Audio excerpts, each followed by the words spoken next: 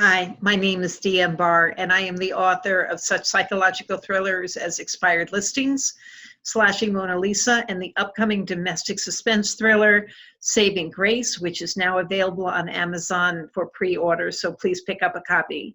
Today, I am interviewing Carolyn Geduld, and she is 78 years old. She started writing fiction at 76, so she is an advocate both for late blooming writers to get out there and start writing. It's never too late, but also for how seniors are portrayed in fiction, because they're not all to be dumped or lumped into one category. So listen to her. She has a lot of important things to say. Sit back, enjoy, and as always, stay safe. Welcome to another edition of Author Groupie. I'm here with Carolyn Geduld. She was raised in New York City, but has spent most of her adult life in Bloomington, Indiana as a mental health professional. When she was in her 20s, she wrote book reviews for the Louisville Courier-Journal, articles on the arts, and 3 books, one of which, Film Guide to 2001, is still available on Amazon. Her debut novel, Take Me Out to the Back, debuts in August of this year. Welcome to Author Groupie. Hello. So I've got some questions. I'm going to get right to it. You identify yourself as a senior citizen writer, and you've done that on blogs and on Goodreads, author pages, and elsewhere. I'm just wondering why that identity is important to you. Well, for 2 reasons. I'm 78 years old, so there's no denying I am a senior citizen writer. But I feel that I would like to advocate for senior citizen writers too. We're a marginalized group in the world of publishing, but even more so in the world of fiction. When younger writers write about people in my age group, they are lumping together often people, I would guess, from the ages of 65 to 105, and often they write about us as if we're doubled over with arthritis and only interested in the past. So I'm here to advocate for a more realistic impression or novelization of what senior citizens are really like. As you can see, I'm straight and I'm able to speak in whole sentences. Yes, you are. Yes. And I am not yet doubled over, so thank you. Yeah. So very interesting. Now on Amazon, you have 2 books listed that are authored by you. 1973 was the one I mentioned, and then your debut novel is being published this year. What were you doing in those 47 years between publications? Well, in the 1960s, when I was in my 20s, I did write a lot of nonfiction about the arts. As you said in your introduction, I did a lot of book reviews, articles on the arts, articles on film, books, and so forth. Then I went back to school, got my MSW, Master's in Social Work, that stands for, and had a 40-plus year career as a mental health professional. Didn't write a word in that time. Also did raise my children, took care of my in-laws in their waning years, took care of my parents in their waning years, and took care of my husband in his waning years. So I really did everything but write, and had a very full life. Sounds like it. So what led you to write fiction for the first time at age 76? Yeah. Well, it came out of my experience with my husband. He had a rather unusual illness called frontal temporal lobe dementia, which was a chronic illness, and it went on for about 10 years before he finally died of it. And there was very little about it. And so my first idea was to write a memoir about this illness and about what it was like to take care of my husband through it. But I ran into an ethical problem, which was that he had no way of consenting for me to do this, and it wouldn't have put him in the best light. So I had all this energy. I had actually started writing this memoir, but then I can't tell you exactly why, but I flipped into fiction. Now, none of my fiction has anything to do with anything autobiographical in my life, except maybe for the emotions. And so a lot of my writing is kind of on the grim side. And so that's what I'm doing with the emotions from all those years of taking care of him. Sure. So what is the novel about? So the novel is about, this is going to sound so 2019, pre-pandemic. The novel is about a mass shooting in a small university town, unnamed, very much like the town in which I live. And the mass shooting occurs in a nursing home. And the reason for that is that I couldn't bear to write about a mass shooting occurring in a school. But that was the inspiration for it. You know, most people in my profession are social activists, and we're very concerned with whatever the issues are that are affecting our communities. And my particular community has not had a mass shooting, but I really know how this does affect not only individuals, but communities on the whole. All sorts of tragedies have a wide effect. So anyway, what this novel is about a mass shooting that occurs in chapter 1. This is not a mystery. In chapter 1, you know exactly who has done the mass shooting and why. It's a mentally ill person. The book is really about how this affects other people in the community, the ripple effects, right after and for days, weeks, and months after that. Each chapter is about a different community member, everyone from the mayor to relatives of the deceased to the deputy officer who shoots the shooter, the staff, and so forth. Because my intent is to really show how violence breeds violence. So these community members become more violent people themselves as they react with PTSD to what's happened. Wow. So how did you develop an interest in writing about a mass shooting? I mean, I know you wanted to show how something affected a large number of people, but why a mass shooting? Well, as I said, this is so 2019. This was the big, if we can even remember that far back pre-pandemic, this was really the big issue. This was the issue, and we had a lot of mass shootings. There seemed to be one a month. I don't know the real rate. And so that's why I became interested. I became interested because this was just such an important issue. And you know, I'm not sure that we're finished with that issue. I think what's happened is the pandemic has shut down all the venues where the mass shooters might choose to operate. As schools open up again and other venues, I don't know. We'll have to see whether this is really over or is just going to continue in maybe another form. Yeah. Well, I know you've written numerous, quote, very dark short stories. Some have been published in literary journals and anthologies. How does short story writing differ than writing a novel, and which do you prefer? Well, most of the short stories that I've published are actually chapters in my novel or my work in progress. So I'm basically a short story writer who ties all the short stories together into novel form. My preference is short stories. I really like that 2,000 to 3,000 word space. I don't pre-plan anything I write. I just kind of sit there and write, and it always comes out to somewhere around that number. And whether it's a chapter or I do have some freestanding short stories. Either way, it just seems to be my thing. No, I wish I could master that myself. What How do you think your status as a senior will affect the way you market this book? Will you be speaking to, like, say, AARP or senior centers when it's safe to do so, and places like that? I'm sure that you have, because you said that your emphasis is on seniors. Do you have a marketing plan that reflects that?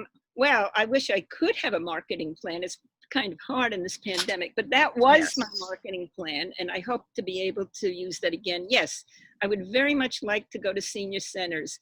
I know this makes it sound like the characters in my novels are maybe seniors, especially since the mass shooting takes place in a nursing home. Actually, I would say that I never thought about the average age before, but the average age is quite young. In fact, there are teens and people in their 20s, college age people in some of the chapters. So, so it's kind of, the characters actually skew young. But since I'm interested in doing some advocacy work for senior writers, I would very much like that opportunity to go into senior centers just to show seniors, hey, look, here I am. I started writing at age 76 and I'm publishing, and it is possible. That leads right into my next question, which is, what advice would you offer to other late bloomers who fear that maybe their chance to write is behind them? I think for late bloomers, they have to sort of get past the ethical problem that I ran into.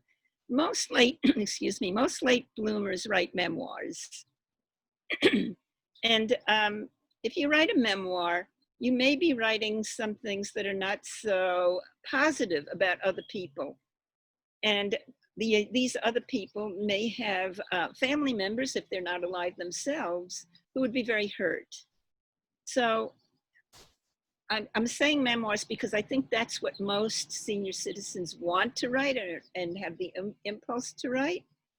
So that I don't have any particular advice for those who want to write fiction, any more than I would have advice for anybody who wants to write fiction.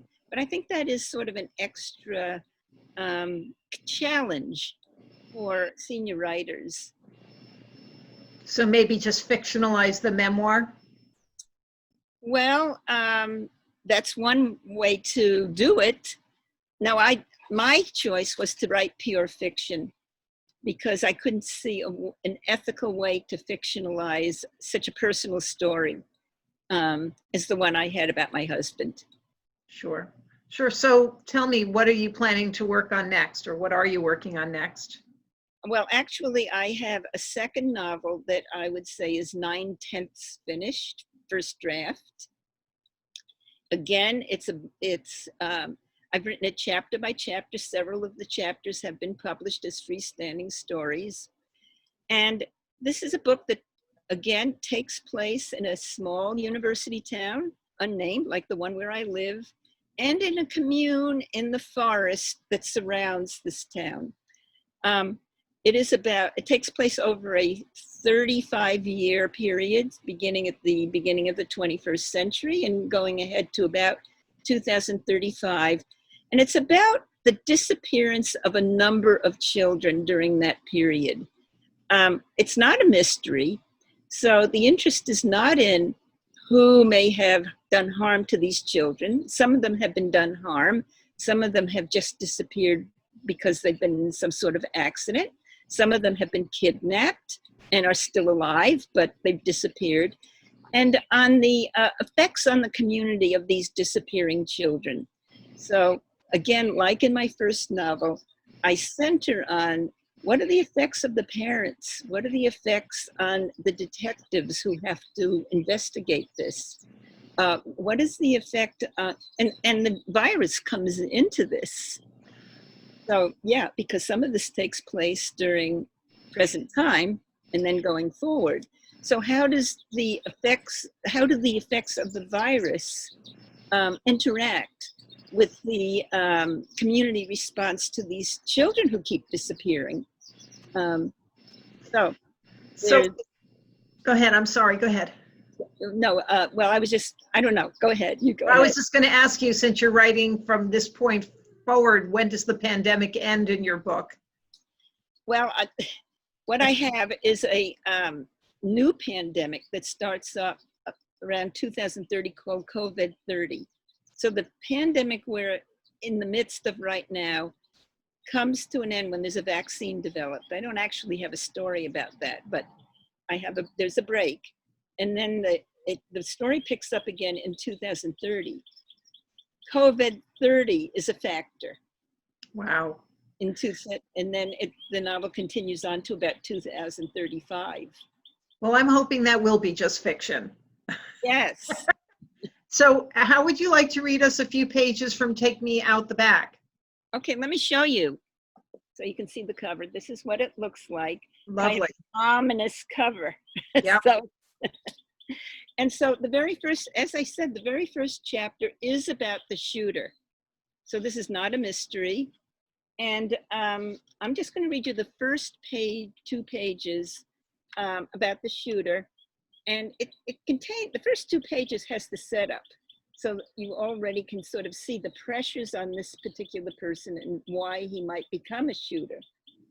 So he is the maintenance man in the nursing home where the shooting will take place. So the chapter 1 is called The Maintenance Man. And it starts with him in dialogue. I promise you, I'll never put you in a nursing home. The maintenance man was on his knees in front of his mother, who was seated in her recliner. He held both her tremulous hands. Her fingers fluttered like moths against his palms. She stared straight ahead towards him. Her lips quivered as if she were about to say a tearful endearment.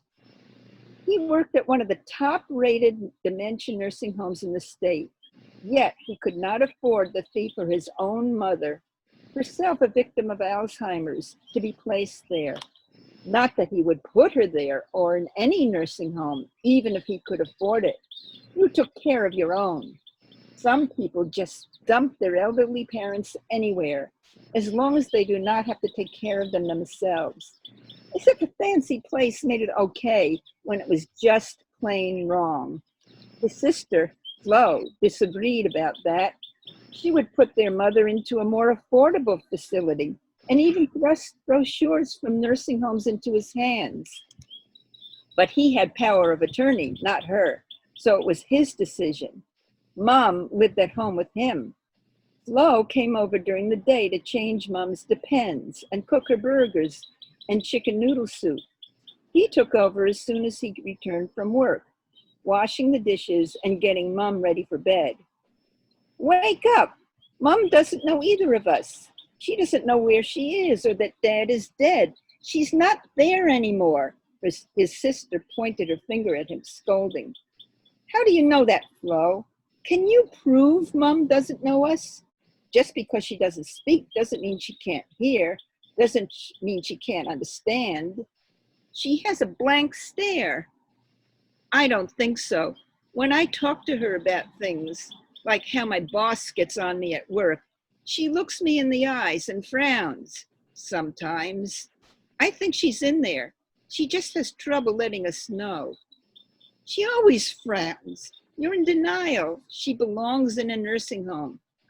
Oh, you'd like that. Then you could stay home and watch Judge Judy all day instead of taking care of the woman who raised you. After Flo grabbed her car keys and left in a huff, he talked to Mom. Don't worry, Mom. He curled his hand around hers. I'll never leave you. We're both going to stay right here at home, both of us. She was a frail slip of herself, over 90 years old, in her blue cardigan and darker blue stretch pants, looking at him, or in his direction, Flo would say. He never married or lived anywhere but with his parents, and then with his mother after his father passed away a good 20 years ago, unlike Flo, who moved out when she was less than 18, unable to wait a minute longer to get away. She did not know Mom as nearly as well as he did. He had been with Mom every day for close to 65 years. He knew in his bones that Mom understood him. They had always had a special relationship. When Dad was alive, He complained that they were too close and that he should get out of the house, meet women, get married, have a life. Sometimes Dad banged his fist on the table. I'll stop there. Wow, it sounds great. I think it's a very timely subject since we have such an aging population, and also that we have these mass shootings. So I think you'll get a great response to the book release. I hope so. And the irony is, I chose a nursing home so I wouldn't have to choose a school. Well, now that we have the pandemic, the greatest danger turns out to be in nursing homes and maybe, hopefully not in school. So it's kind of ironic how that worked out. Yeah. Well, it's out now in pre-order, correct? Pre-order, the launch date is August 27th. Okay, so everybody out there, put your order in. You can get the first copy when it comes out. And I really appreciate you coming on. It was great speaking with you, and I wish you all good things, and please stay safe. Thank you so much for having me. This has been a pleasure. Thank you.